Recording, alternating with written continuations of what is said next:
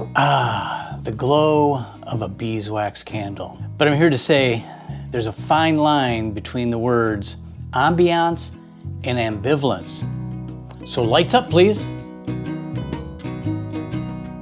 Well, now that I can see and you can see me, let's talk a little bit about beeswax candles. Today we're going to talk about how to make votive candles.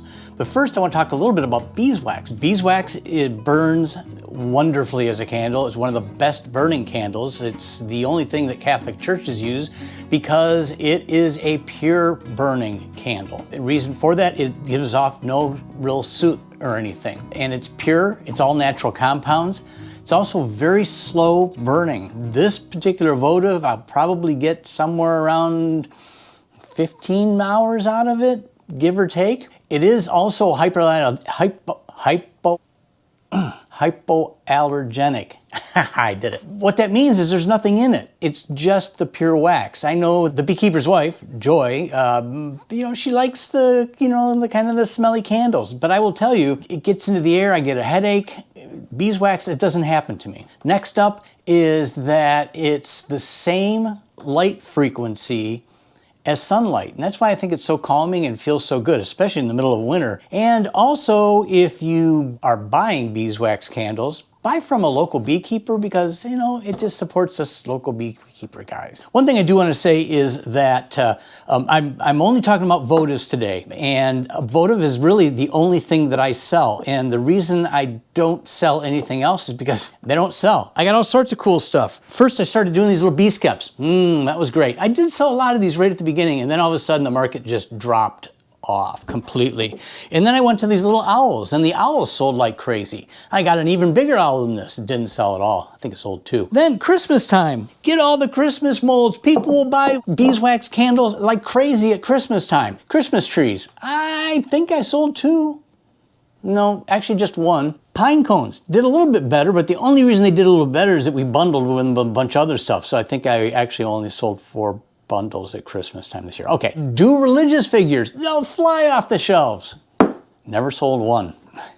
Then it's like I came across the cutest little thing. I'll sell 1 million of these. It's Groot. Kids are gonna love them. Grandparents will buy them for kids. It's just the greatest thing ever. I ordered 6 Groot molds because I thought I'll never keep up with them. Never sold 1. I did give 2 away. Anyway, that's kind of the bottom line to it. Now I sell beeswax candles because beeswax candles were meant to be burned. And I'm letting people know, it's like beeswax candles are just soothing.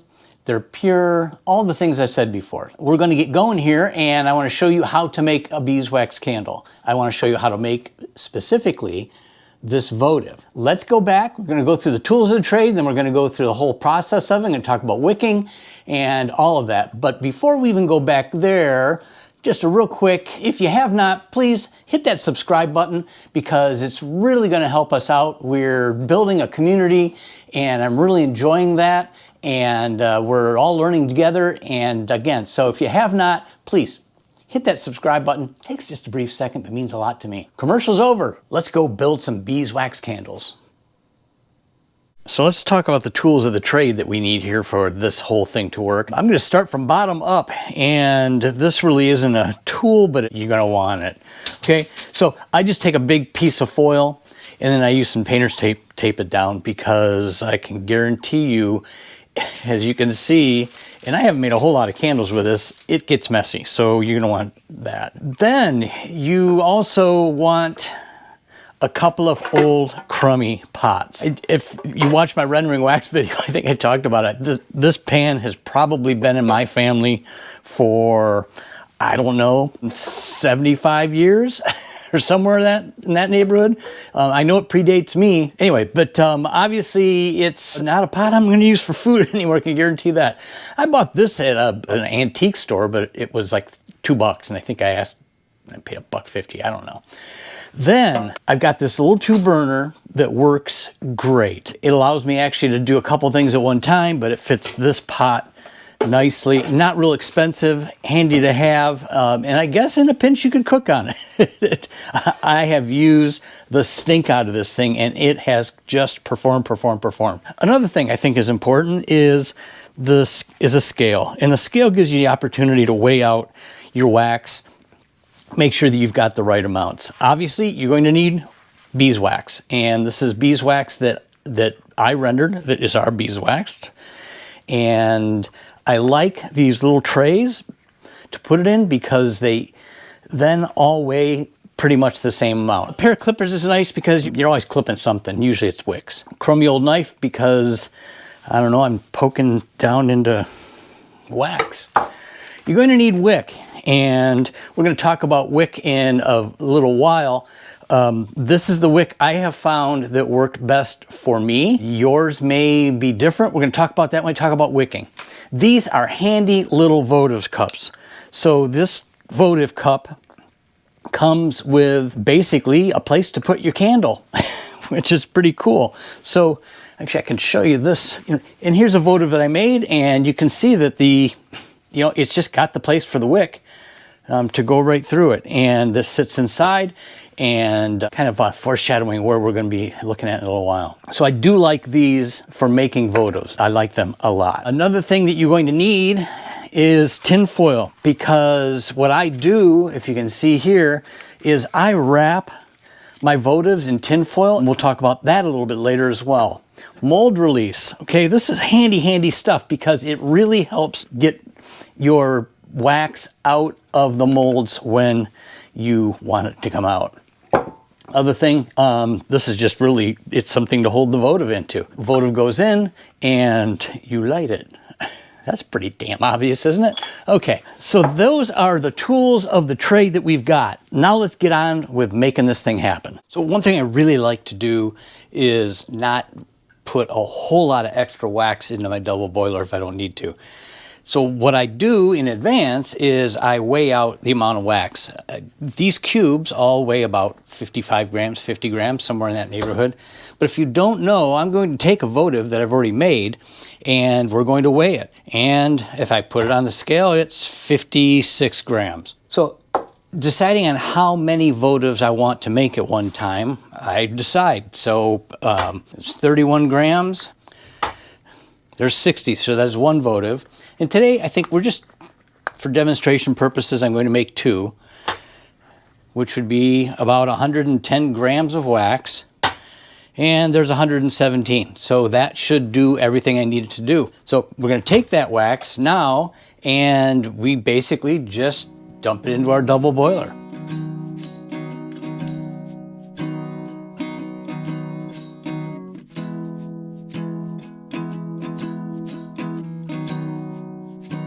So now that our wax is melted, it's time to actually talk about preparing the wicks. And I'm going to cut away back to the workbench here for a second, because I want to talk about wicking your candles, because it's a little tricky, and it's the thing that took me the longest to learn, to find, and to make work on my candles was the wicks. So I'm going to talk about my process, because you probably are going to have to go through your own process. Well, let's talk about wicks. And whoa, this has been the biggest challenge I've had in getting Votive candles to burn correctly, because beeswax is a really hard wax. You need a wick that can generate some heat to melt the wax.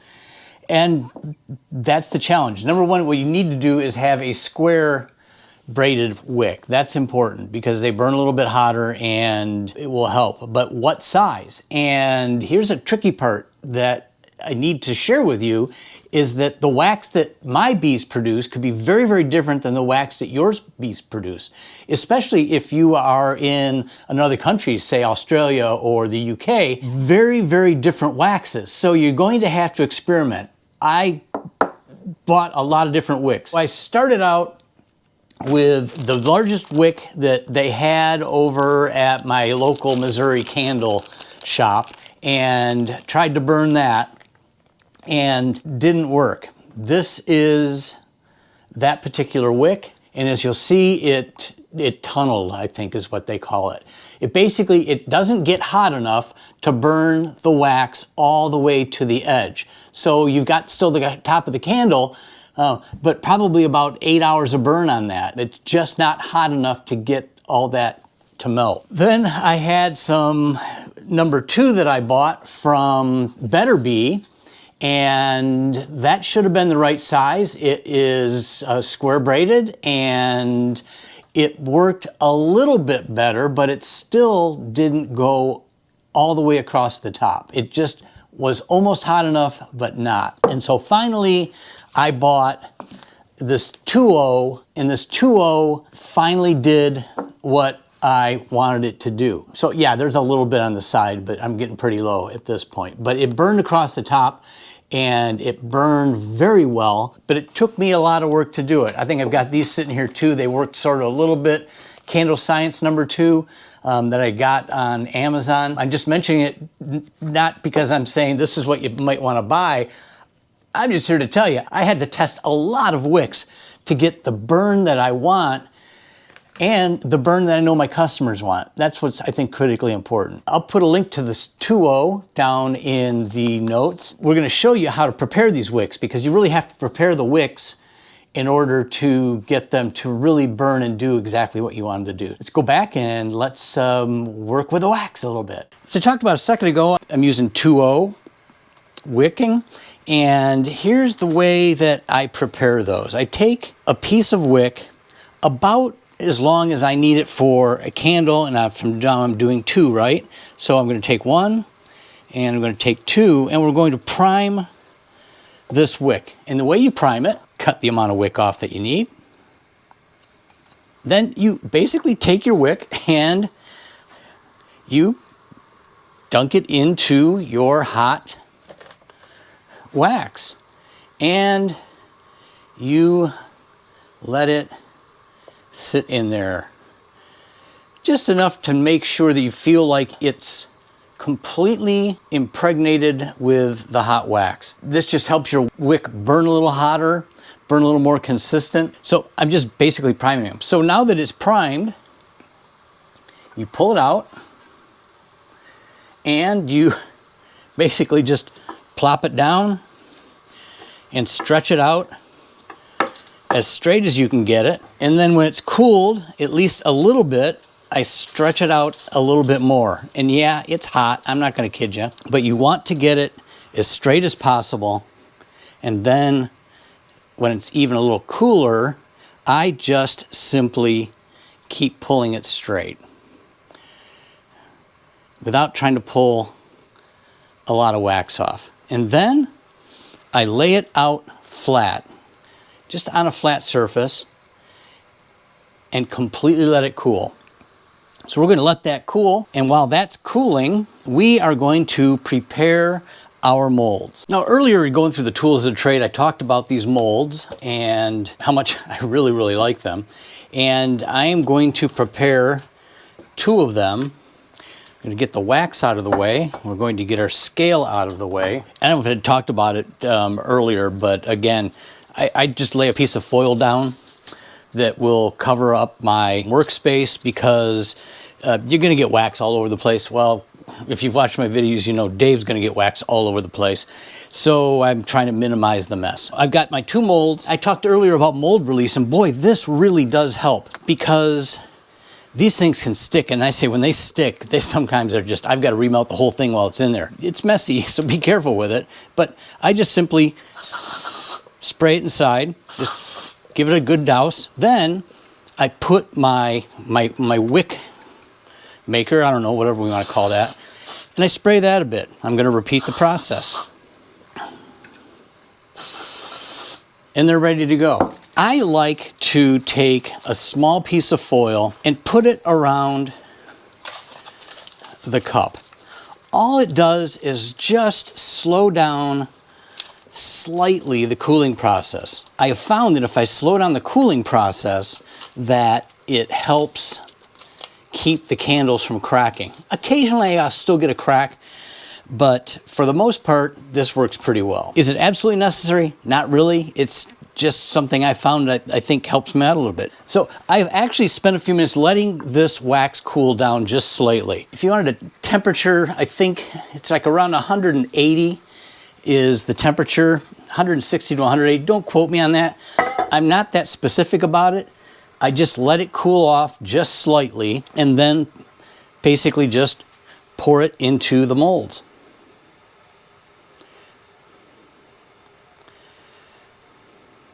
And I like to get it close to the top and give it just a second or two, because what happens is there's just enough of a heat exchange that the mold expands just a little bit. And once it's expanded, I go back and I top them off and get them as close to the top as possible. And truly, try not to go over, because it's just going to make a mess. And when I have a little tiny bit left over, I don't put it back in there to melt again. I simply take it and dump it into one of my molds. Real quick, take a paper towel, wipe out the inside, and on it goes. I've poured my wax. I'm going to turn off my burner, pull the plug because it's the safe thing to do. And now we're just going to watch and wait for the candles to harden off. And then we'll come back and we're going to wick them.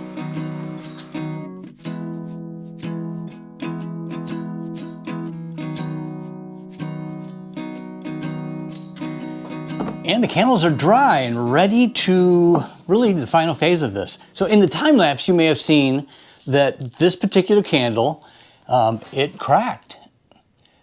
So this particular candle cracked as it was drying, and goes to show that, you know, even if you take precautions, they can still crack. A couple reasons probably why. One, I didn't have enough of this wrapped around it. I needed to probably be a little tighter, a little bit higher, maybe a little bit more foil around it.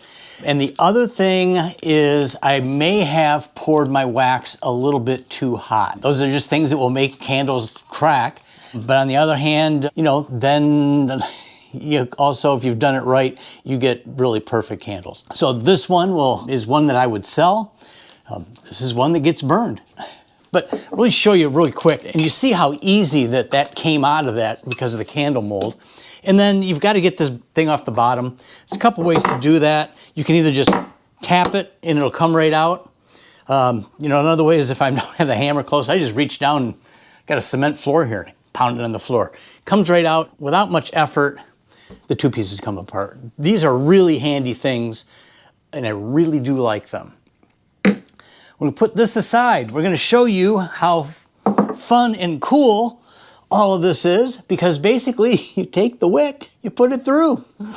There's not a whole lot more to it than that. So I like about probably somewhere around a quarter, you know, to half an inch out of the top, somewhere in that neighborhood. That's maybe closer to maybe half inch. I just mark it down here with my finger, take my clippers and clip it off. In it goes. I seal a little bit on the bottom just so it's there. Into the votive, and it's ready to go. So that does it. A couple of things I will add about burning these that might be if you're going to sell them or if you're just burning them yourself. A couple of handy hints. One is that when you start to burn this, it will burn really fast, very hot, and then the flame cools down, or the flame will get a little bit lower. You just have to be patient with these more than anything and give it time. I suggest, and I tell customers this, I suggest that you burn a minimum of 2 hours, but between 2 and 4 hours. It lets the pool on the top of molten wax go all the way across the top, and that's really what you want. Another handy hint that I tell customers is to take something and when you're ready to put the candle out, don't blow the candle out. Actually take the candle and bend the wick over into the hot wax to put it out. Because what that does is it reprimes the wick. And if you remember, we prime these wicks so that they burn well. So if you push that down in, I've had a lot better luck with the candles relighting and doing their thing the way you want it to. Another thing I've tried and haven't had a whole lot of success with, but I've seen other people do it, is that they put a couple of drops of water in the bottom of it and then burn. And what that does is that water stays down there, and when your candle gets all the way down to the point where it doesn't burn anymore, you're able to pop the candle and the wax out, and you've got a fairly clean votive. Again, I haven't had a lot of luck with that, but it is something I've heard. So there you go. Now the fun part. Back where we started. Hey, thanks for watching. Really appreciate it. Any comments, please put them down in the comments. If you haven't subscribed, please do. We're really excited about what we got going and the community we got going, and we want you to be a part of it if you haven't subscribed, so please do that. Otherwise, happy burning, and we'll see you next time.